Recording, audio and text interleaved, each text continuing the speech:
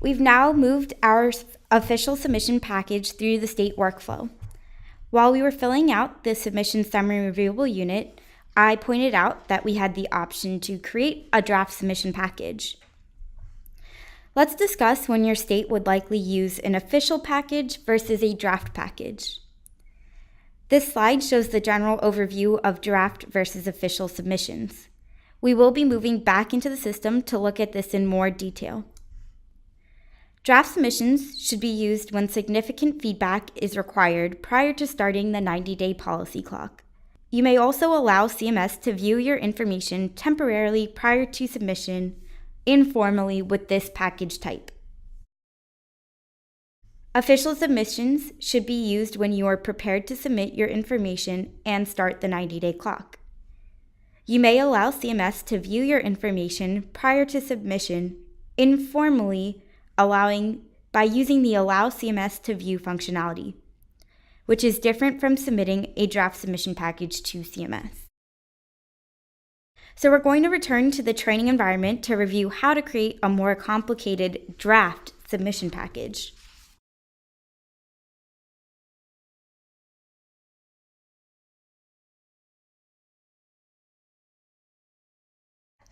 So now let's take a look at how to create a more complex submission with several reviewable units. We are logging into the system as the state editor to create a submission package that will eventually be sent to CMS. And I've said this a bunch of times, but we are working in the training environment today, and the information that you see during this training is arbitrary, only being used for training purposes. Upon initial login, we are taken to our Actions tab. We're going to select Create Submission Package to get started.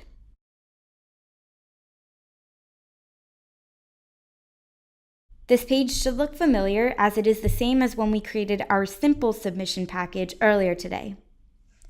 By selecting View All Responses, we will expand all sections at once.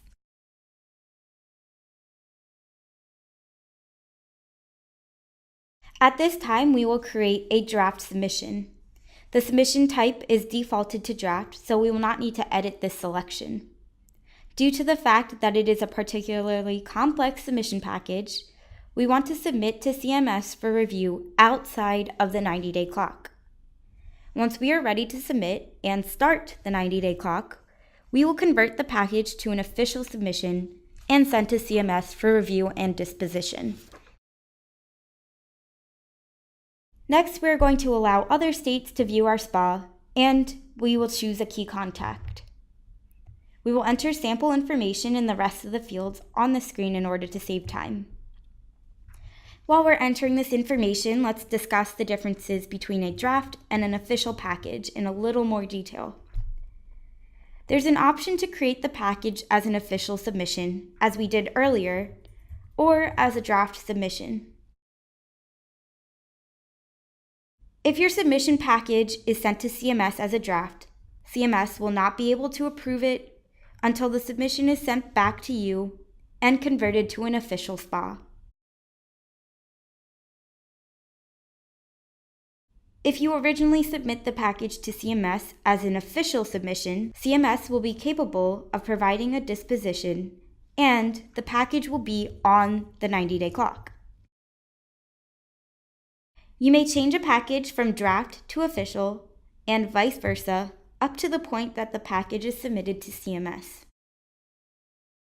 After submission, you will be unable to change the selection until the package is returned from CMS. Now that we've completed all our fields on the screen, we're going to validate it by selecting yes to the validation question, and we'll save the reviewable unit.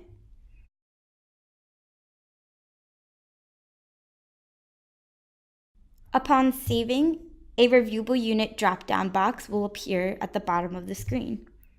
We're going to choose the Submission Medicaid State Plan Reviewable Unit to navigate to that, and we'll go to the selected reviewable unit. As we discussed earlier, the Medicaid State Plan Reviewable Unit allows you to choose which RUs you want to include in your submission package. If we check the administration box,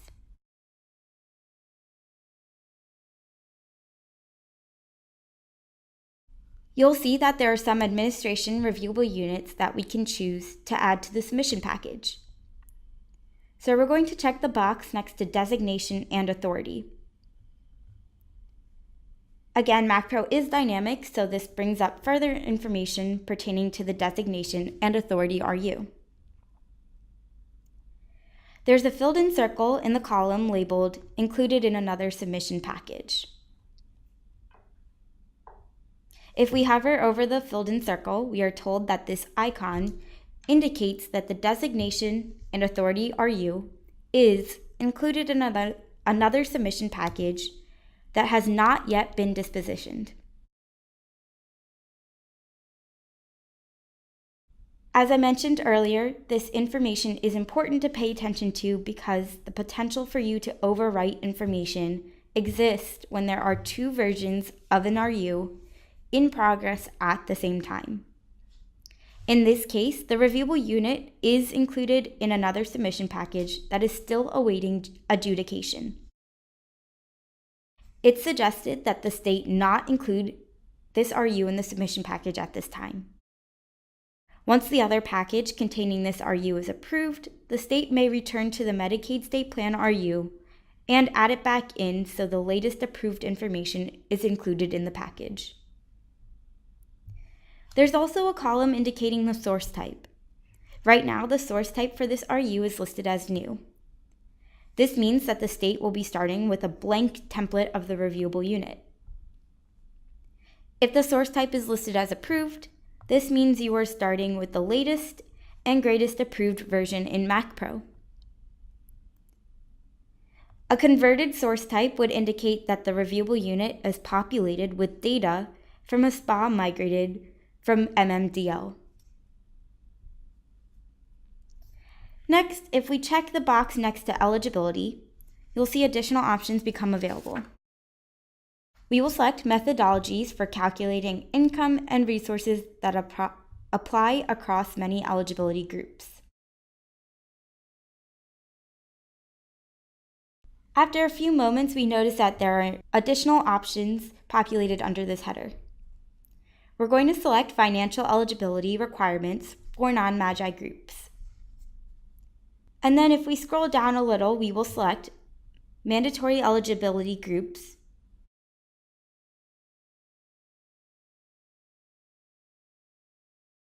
optional eligibility groups, and eligibility and enrollment processes. Again, more options are shown under this header, and we will choose presumptive eligibility.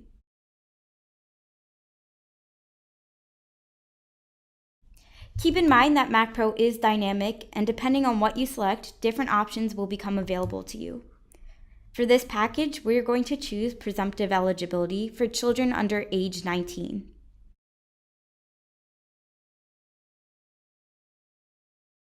Finally, we will select the non-financial requirements header.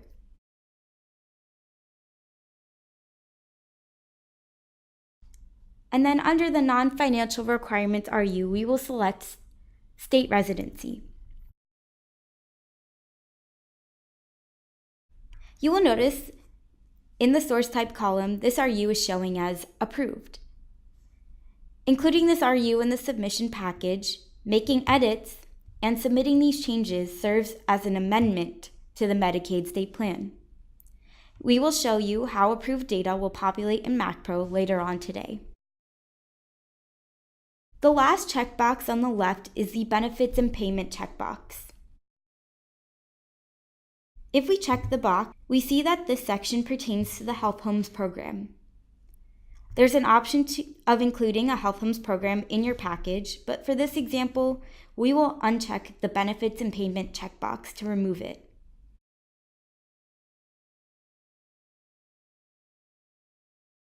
Now that we've entered this information and chosen the RUs we wish to include in our package, we'll scroll to the bottom and save form.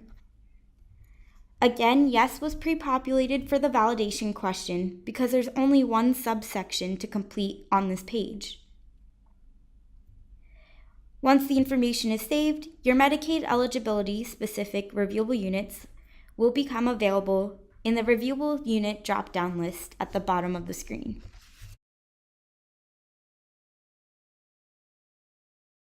Once the Medicaid State Plan Reviewable Unit is complete, it's not necessary to complete the other RUs in any specific order. For this training, we will skip the other submission reviewable units. The public comment and tribal input submission reviewable units do not require completion prior to submission to CMS in a draft submission package. At the state's discretion, data may be provided in these reviewable units while in the draft status. You will not validate the RUs, and they will not be considered complete until submitted as part of the official submission. Please note that in the timeline, these two reviewable units will be defaulted to complete status until the package is converted to official. We will review this process later on in today's demonstration. Next, we're going to move on to one of the other reviewable units. So we will select optional eligibility groups, and we'll go to that selected reviewable unit.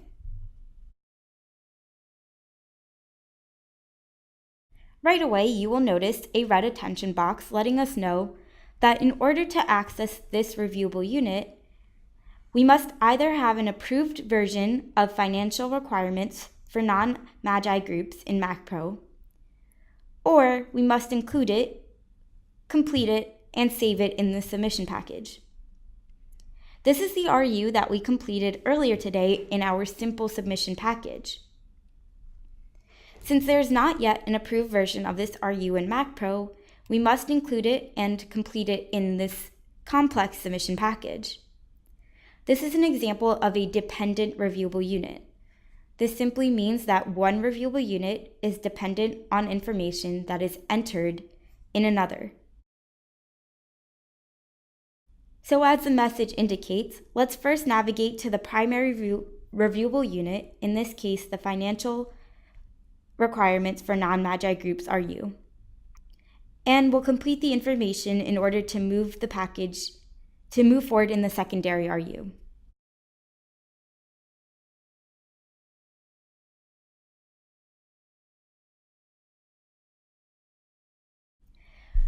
We already reviewed how to fill out this RU in the simpler spot earlier, so we are just going to enter some sample information for the sake of time. I do want to note that the reason that this form is blank is because this is a different new submission package. Once all the information is entered, we will validate and save our responses. Once we select Save Reviewable Unit, you will notice that we receive a message telling us that any reviewable units that are dependent on this RU may be affected by changes made to this RU, including possible data loss. It is important to check any dependent RUs included in the package to ensure that they are accurate. The system also points out that the implementation guides provide information about which reviewable units are dependent. Please note that this message is for informational purposes. If No is selected, we can continue editing the data within this reviewable unit, and our data will not be saved. For this example, we are going to select Yes.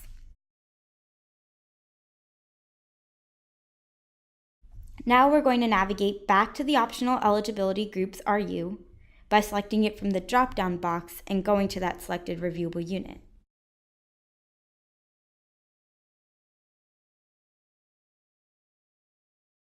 Now that we're on this unit, we'll scroll to the top and select View All Responses. As you remember, this saves us from having to expand each section individually.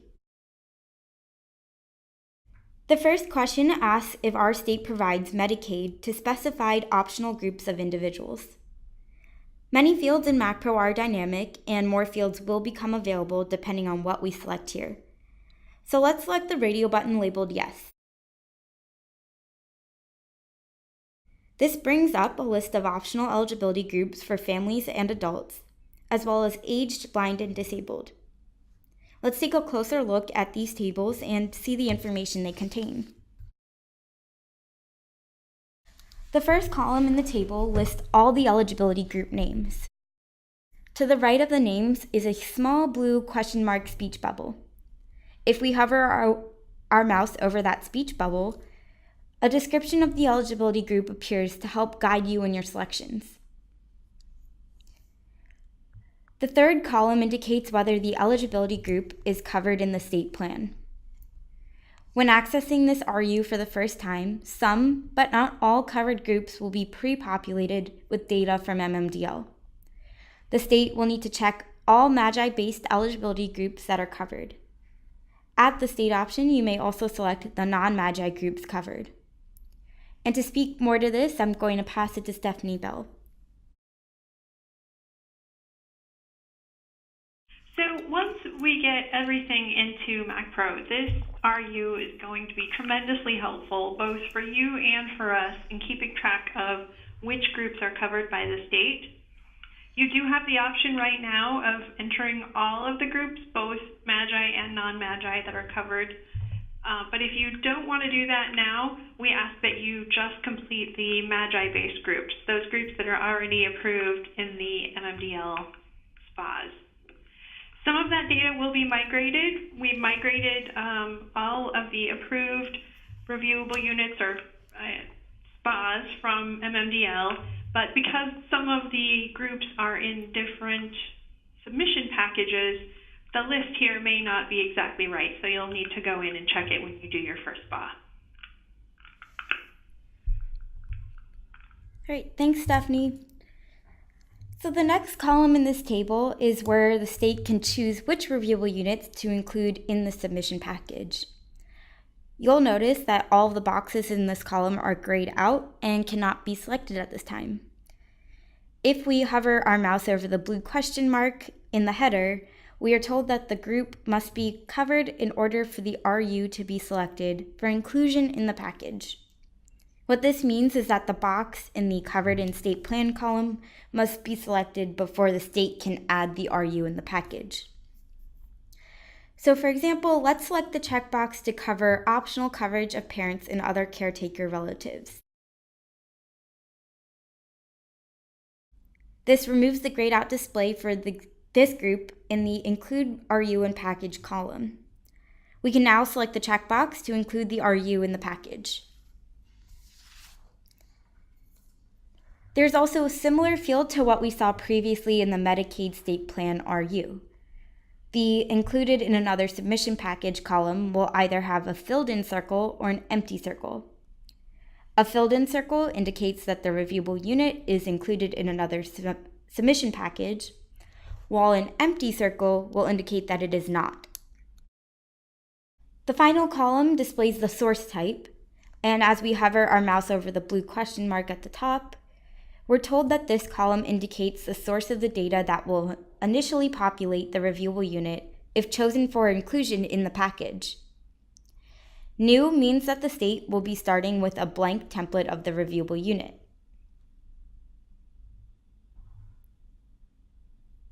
If the source type is listed as approved, this means that you are starting with the previously approved version. You may notice that we are unable to select Include RU in Package for some of the eligibility groups listed. Currently, eligibility groups that can be included in submission packages are those available in MMDL. We will also choose to cover the optional targeted low-income children group, and we'll include that RU in the package as well. To update which eligibility group our state plans cover, we will check the box in the Covered in State Plan column for independent, foster care, adolescents.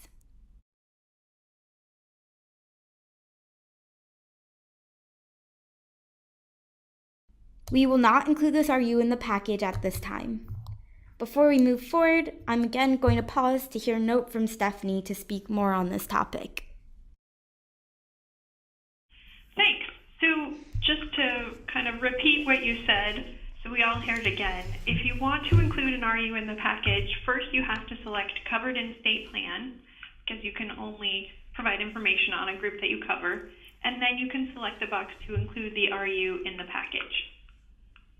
In this example here, we're indicating that our state covers 3 optional MAGI-based eligibility groups: the optional coverage of parents and other caretaker relatives, independent foster care adolescents, and optional targeted low-income children. But in our SPA, we are only making changes to 2 of those eligibility groups. So we'd recommend that you check all of the MAGI-based groups that you do cover in your state plan. And if you want to go even further and you want to include all the optional groups, you're welcome to do that at this point as well. Great, thanks, Stephanie. Continuing on, if we scroll down to section B on this page, we will see that there's a question asking if the state provides Medicaid to specified groups of individuals who are medically needy. If yes is selected, similar tables are shown for mandatory and optional medically needy eligibility groups. You'll notice that the mandatory medically needy eligibility groups, the checkbox in the Covered in State Plan column is automatically checked. This is due to the fact that these groups are required to be covered in your state plan if the state covers the medically needy. For this example, we are going to choose no to not provide Medicaid to specified groups of individuals who are medically needy. We will choose yes to validate the reviewable unit, and we'll save the reviewable unit.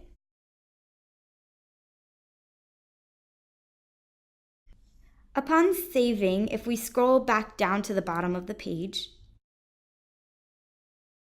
we'll see that the eligibility groups that we've just chosen to add to our submission package are now included in the drop-down menu. So let's choose optional targeted low-income children and go to that selected reviewable unit.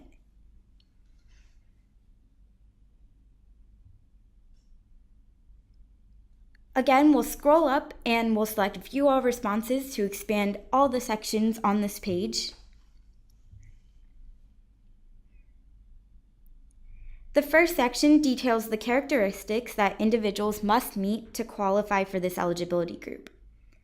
Under the Financial Methodology section, we see a statement indicating that MAGI-based methodologies are used in calculating household income.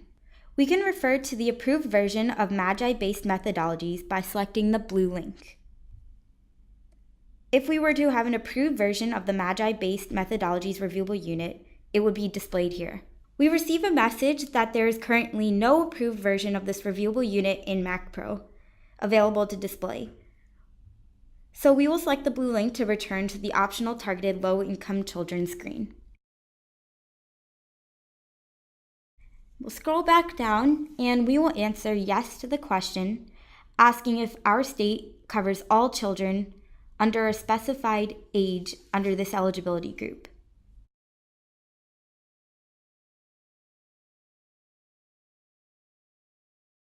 And then we will select the radio button next to under age 18. Next, we are asked for the income standard for this eligibility group. In the text box, we will enter 150. If we click outside of the text box, we notice that this number has automatically been converted to a percentage to reflect the percentage of FPL. The following section is the basis for income standard. We could click on the blue link to reference the approved version of the infants and children under age 19 eligibility group, but we are going to skip that right now. For the maximum income standard, we will check the box certifying that the state has submitted and received approval for our converted income standard for this eligibility group.